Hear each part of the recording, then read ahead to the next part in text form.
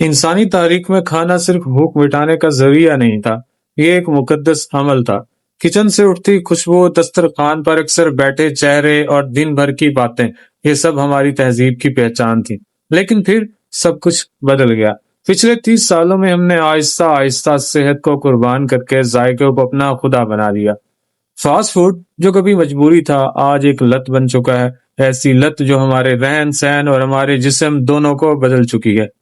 ہم نے وقت بچانے کی دوڑ میں کیا کھویا؟ ہم نے وہ دسترخوان کھو دیا جہاں ماں بچوں کو سنتی تھی اور باپ دن کی تھکن اتارتا تھا۔ آج ہم باتیں نہیں کرتے، ہم آرڈر کرتے ہیں۔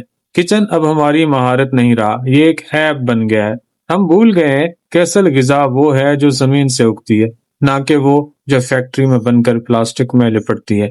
لیکن یہ صرف طرز زندگی کا نقصان نہیں، یہ ایک خاموش بیماری ہے۔ ذرا سوچیں، وہ برگر جو مہینوں خراب نہیں ہوتا، وہ آپ کے جسم میں جا کر کیا کرتا ہوگا؟ ایک عام فاسٹ فوڈ میل میں اتنی کیلوریز ہوتی ہیں جو آپ کے پورے دن کی ضرورت سے زیادہ ہے۔ یہ سوڈیم کا بم ہے جو بلڈ پریشر بڑھاتا ہے، اور وہ چینی ہے جو خون میں زہر بن کر ذیابطیس کی بنیاد رکھتی ہے۔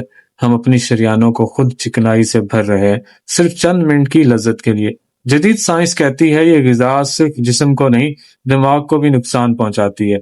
سستی، بے چینی اور ڈپریشن، ان سب کا راستہ اکثر فاسٹ فوڈ کے دروازے سے گزرتا ہے۔